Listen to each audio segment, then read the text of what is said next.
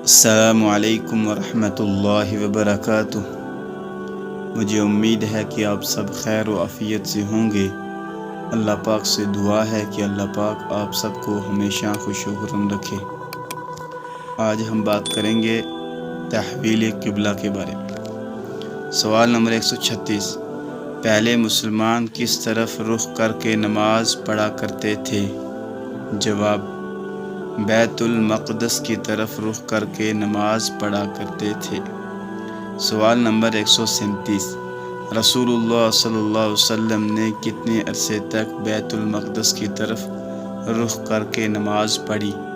جواب، رسول اللہ صلی اللہ علیہ وسلم نے 16 مہینے تک بیت المقدس کی طرف رخ کر کے نماز پڑھی۔ سوال نمبر 138، تحویل قبلہ کے سلسلے میں اللہ تعالیٰ نے کون سی آیت نازل فرمائی؟ جواب، اللہ تعالیٰ نے تحویل قبلہ کے سلسلے میں یہ آیت نازل فرمائی، فَوَلِّ وَجْهَكَ شَطْرَ الْمَسْجِدِ الْحَرَامِ وَحَيْثُ مَا كُنتُمْ فَوَلُّوا وُجُوهَكُمْ شَطْرَهُ۔